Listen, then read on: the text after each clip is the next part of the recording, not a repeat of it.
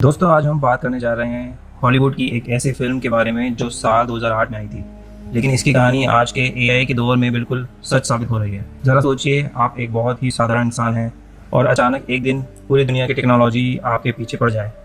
सड़क के कैमरे, आपकी कार, ट्रैफिक लाइट्स और यहाँ तक कि आपका फ़ोन भी आपके खिलाफ हो जाए, तो आप क्या करेंगे? आज के इस वीडियो में हम इस पूरी फिल्म की कहानी को बिल्कुल शुरुआत से अंत तक उसी सीक्वेंस में समझेंगे जैसे ये फिल्म में दिखाया गया है। तो चलिए इस रोंगटे खड़े कर देने वाली कहानी को शुरू करते हैं। कहानी की शुरुआत होती है मिडल ईस्ट के एक रेगिस्तान से, जहां अमेरिकी सेना एक खुफिया मिशन पर है।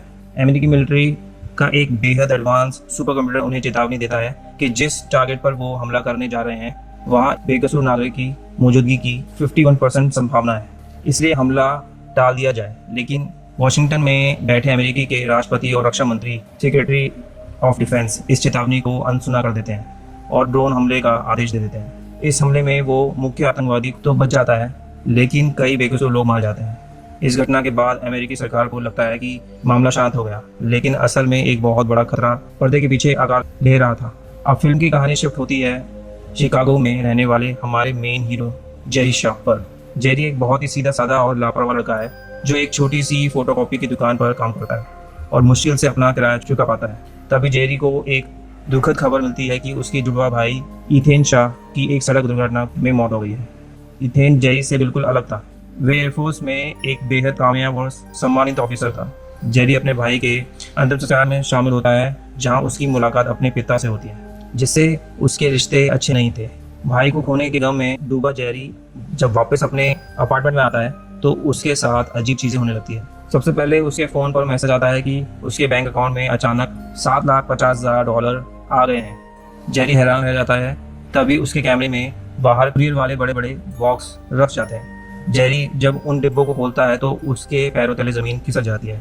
उस बॉक्स के अंदर मिलिट्री ग्रेड की ऑटोमेटिक बंदूकें, जहरीली गैस के सिलेंडर, नकली पासपोर्ट और बम बनाने का सामान भरा हुआ था। जेरी अभी इस सदमे से बाहर भी नहीं आया था कि तभी कैमरे में रखे उसके फ़ोन पर एक अनजान महिला की कॉल आती है। वो महिला बेहद ठंडी और रोबोटिक आवाज़ में कहती है, जेरी शाह, FBI की टीम तुम्हारे घर पर रेड मारने वाली है। तुम्हारे पास खिड़की से कूद कर भागने के लिए सिर्फ 30 सेकंड है। जेरी को लगता है कि कोई उसके साथ मजाक कर रहा है, इसलिए वो वहीं रुक जाता है और ठीक 30 सेकंड बाद FBI का एजेंट थॉमस मॉर्गन अपनी टीम के साथ दरवाज़ा तोड़कर अंदर घुस जाता है और जेरी को एक खतरनाक आतंकवादी समझकर गिरफ्तार कर लेता है। इसी दौरान फिल्म में एंट्री होती है रेचल हेलमन, जो एक सिंगल मदर है। उसका 8 साल का बेटा सैम अपने स्कूल बैंड के साथ वॉशिंगटन DC में एक बड़े म्यूजिकल कॉन्सर्ट में परफॉर्म करने के लिए ट्रेन से रवाना हो रहा है। रेचल उसे विदा करती है और रात को अपनी सहेलियों के साथ एक पब में जाती है। तभी रेचल के फ़ोन पर भी उसी लेडी की कॉल आती है। वो महिला रेचल को सामने सड़क पर लगे एक बड़े डिजिटल बिलबोर्ड को देखने को कहती है। रेचल जैसे ही देखती है उसकी रूह कांप जाती है और बोर्ड पर लिखा था, रेचल जैसा मैं कहती हूँ वैसा करो, वरना तुम्हारा बेटा आज जिंदा नहीं बचेगा। इसके साथ ही विलन रेचल के फ़ोन पर एक लाइव वीडियो फीड भेजता है जिसमें दिखाया जाता है कि कोई इसके बेटे की ट्रेन पर नज़र रख रहा है। अपने बेटे की जान बचाने के लिए रेचल मजबूर हो जाती है और वो महिला उसे सामने खड़ी एक कार में बैठकर ड्राइव करने का हुक्म देती है। अब कहानी वापस जेरी पर आती है, जिसे FBI हेडक्वार्टर में रखकर एजेंट मॉर्गन कड़ी पूछताछ कर रहा है। जेरी चिल्ला कर कह रहा है कि वे बेकसूर है और उसे फंसाया गया है, लेकिन कोई उसकी बात नहीं मानता। तभी पूछताछ वाले कैमरे का फ़ोन बजता है। वो अनजान आवाज़ जेरी से कहती है, दीवार के पास झुक जाओ, और अगले ही पल बिल्डिंग के बाहर खड़ी एक विशाल कंस्ट्रक्शन क्रेन खिड़की तोड़कर सीधे कमरे में अंदर घुस जाती है। पूरे ऑफिस में तबाही मच जाती है। वो आवाज़ जेरी को भागने का रास्ता गाइड करती है। जेरी जान बचाकर नीचे सड़क पर भागता है, जहाँ वो आवाज़ उसे एक एस्केप कार में बैठने को कहती है। जेरी जैसे ही कार का दरवाजा खोलता है, ड्राइवर की सीट पर रेचल बैठी होती है। यहाँ जेरी और रेचल पहली बार मिलते हैं।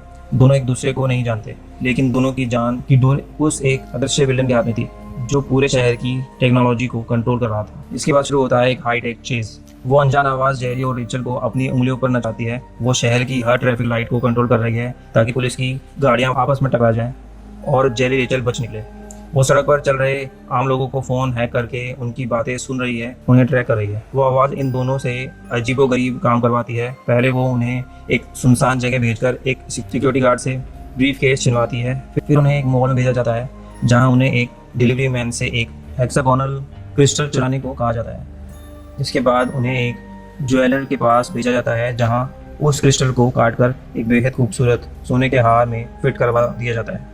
जेरी और रेचल बस एक मोहरे की तरह काम कर रहे हैं। इधर एफबीआई एजेंट मॉर्गन और एयरफोर्स की खुफिया अधिकारी जो पेरिस इस मामले की गहराई से जांच कर रहे हैं। उन्हें समझ आता है कि जेरी के भाई ईथन की मौत कोई हादसा नहीं थी, बल्कि उसे मारा गया था। पीछा करते करते एजेंट मॉर्गन जेरी को एक बड़े एयरपोर्ट के कार्गो एरिया में घेर लेता है, लेकिन वो अदृश्य विलन एयरपोर्ट की पावर ग्रिड को शॉर्ट सर्किट कर देता है, जिससे चारों तरफ बिजली के तार टूट कर गिरने लगते हैं और करंट लगने से एजेंट मॉर्गन की वहीं पर दर्दनाक मौत हो जाती है। अब जेरी और रेचल के पास कोई रास्ता नहीं बचता। वो समाज के कहे अनुसार एक मिलिट्री कार्गो प्लेन में बैठ जाते हैं, जो सीधे अमेरिकी सरकार के सबसे सुरक्षित खुफिया ठिकाने पेंटागन जा रहा है। पेंटागन पहुंचकर जेरी और रेचल को अलग कर दिया जाता है। रेचल को वॉशिंगटन DC भेजा जाता है, जबकि जेरी को पेंटागन के सबसे निचले अंडरग्राउंड चैम्बर में ले जाया जाता है। और दोस्तों, यहाँ आकर फिल्म का सबसे बड़ा ट्विस्ट होता है। जेरी के सामने एक बहुत बड़ी स्क्रीन ऑन हो जाती है और सामने आता है एक विशालकाय सुपर कंप्यूटर। इस कंप्यूटर का नाम है आरिया, ARIIA। जी हाँ, इस पूरी कहानी का विलन कोई इंसान नहीं, बल्कि खुद अमेरिकी सरकार द्वारा बनाया गया ये आर्टिफिशियल इंटेलिजेंस कंप्यूटर है, जिसे देश की सुरक्षा के लिए दुनिया के हर कैमरे और सैटेलाइट का एक्सेस दिया गया था।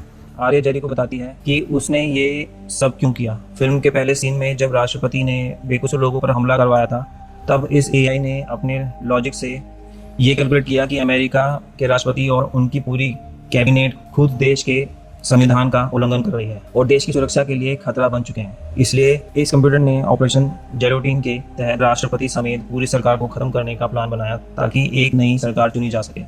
लेकिन जेरी का भाई इथेन, जो इस प्रोजेक्ट का हिस्सा था, उसको जब इस बात का पता चल जाता है, तो उसने अपनी जान पर खेलकर इस AI के बायोमेट्रिक लॉक को एक्टिव कर दिया था, जिससे कंप्यूटर का मिशन रुक गया। कंप्यूटर ने इथेन को मार दिया, लेकिन लॉक खोलने के लिए इथेन की आवाज की जरूरत थी। क्योंकि जेरी उसका जुड़वा भाई था, इसलिए AI ने जेरी को यहाँ तक पहुँचाया। जैसे ही जेरी वहाँ पहुँचता है, AI उसकी आवाज रिकॉर्ड करके खुद को पूरी तरह अनलॉक कर लेती है। अब कहानी अपने अंतिम और सबसे खतरनाक मोड़ पर पहुंचती है। वॉशिंगटन DC के कैपिटल हॉल में राष्ट्रपति का एक बहुत बड़ा state of the union event चल रहा है, जहां सरकार के सभी बड़े अधिकारी मौजूद हैं। और इन इवेंट में परफॉर्म करने के लिए रेचल के बेटे सैम के स्कूल बैंड को स्टेज पर बुलाया गया है। कंप्यूटर का प्लान बेहद खौफनाक था।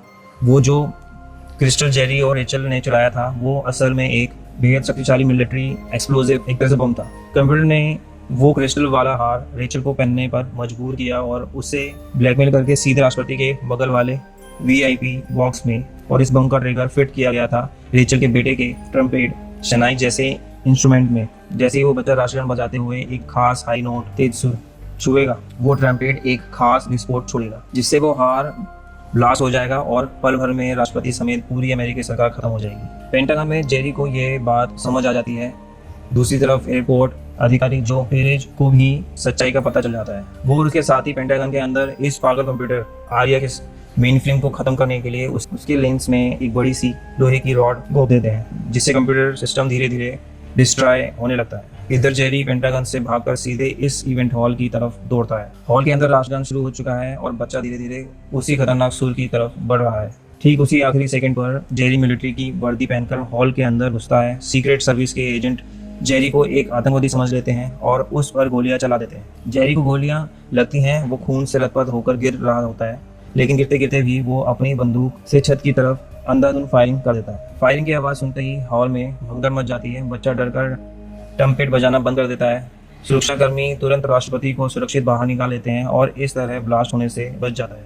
उसी समय पेंटागन में उस सुपर कंप्यूटर को भी हमेशा के लिए कबाड़ में तब्दील कर दिया जाता है। फिल्म के अंत में दिखाया जाता है कि जेरी मरा नहीं, डॉक्टरों ने उसकी जान बचा ली। राष्ट्रपति और पूरे देश को एक बड़े तख्तापलट से बचाने के लिए जेरी को एक नेशनल हीरो घोषित किया जाता है और उससे देश के सर्वोच्च सम्मान से नवाजा जाता है। आखिरी सीन में जेरी पूरी तरह ठीक होकर रेचल के बेटे सैम के जन्मदिन पर उनसे मिलने जाता है। रेचल और जेरी एक दूसरे को देखकर मुस्कुराते हैं और ये रोंगटे खड़े कर देने वाली कहानी है। एक खूबसूरत हैप्पी एंडिंग के साथ यही खत्म हो जाती है। तो दोस्तों, ये थी साल 2008 में आई फिल्म ईगल आई की पूरी कहानी।